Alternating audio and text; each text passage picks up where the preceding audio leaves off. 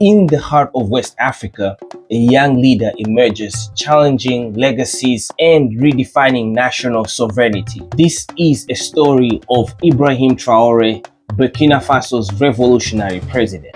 Born in 1988 in Bondokoué, Traoré pursued higher education at University of Ouagadougou before joining the army in 2010. His dedication led him to anti-aircraft training in Morocco and peacekeeping missions in Mali, where he gained recognition for his bravery. Amid escalating insurgencies and political tension, Traoré led a coup in September 2022, ousting the previous junta. At 34, he became the youngest head of state, promising security and a new direction for Burkina Faso.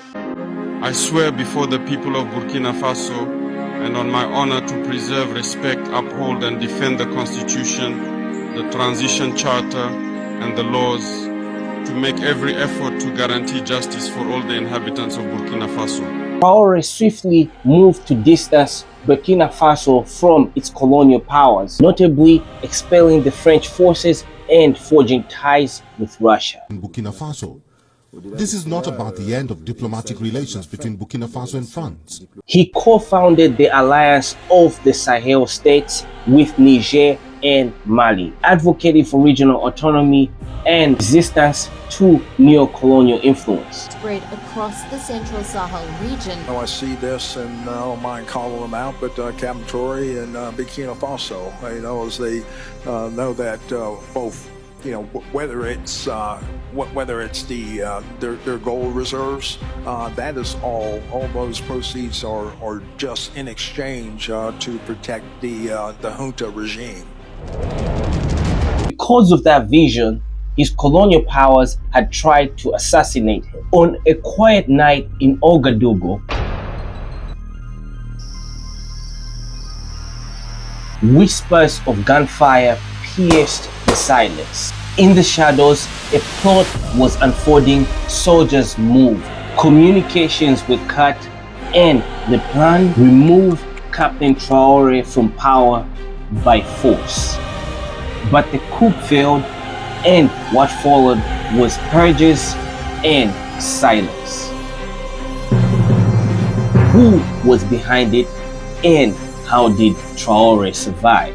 It all began like any other evening. Units within the military began to mobilize without orders. Communications between certain bases fell silent. Reports surfaced of heavily armed movements near key installations. In a country filled with insurgencies, it was hard to tell if it was another security operation or something just much more dangerous. Then came gunshots, quick, controlled, and unmistakable. Social media lit up. Rumors of another coup exploded on WhatsApp and Twitter. Was Traoré overthrown, dead, or silent? But silence didn't last long. By morning, the coup was crashed. Captain Traoré was still much alive and had a message. If I was not here tonight, what would they say about me tomorrow? That the fight was over?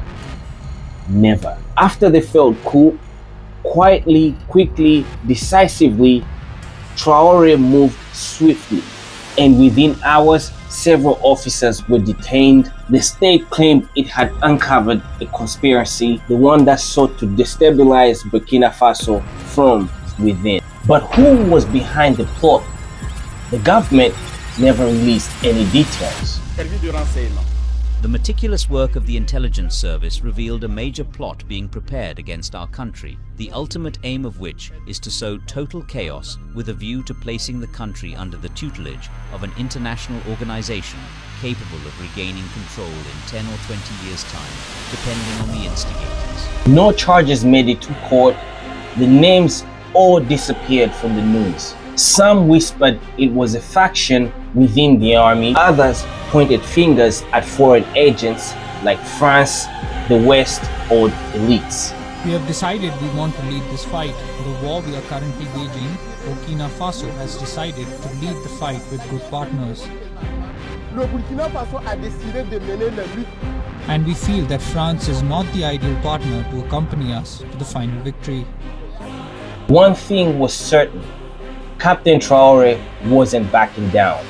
But instead, the failed coup became fuel for something else. A purge and tightening of his grip, where opponents were silenced, loyalists were elevated, and the message was sent to the world: Captain Traoré is still in control. Who tried to remove Captain Traoré?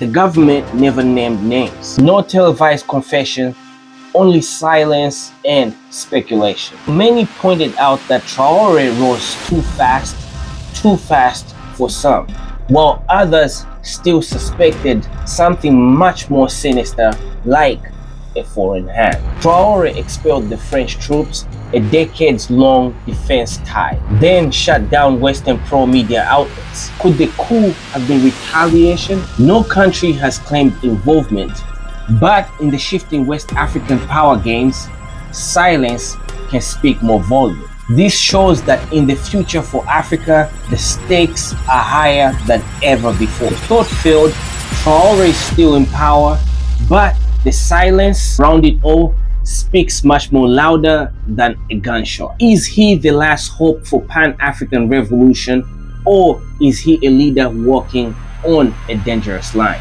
One thing he knows is that power is never given, it must be taken, and it must be defended. This has been A2A. Until next time, tell ya.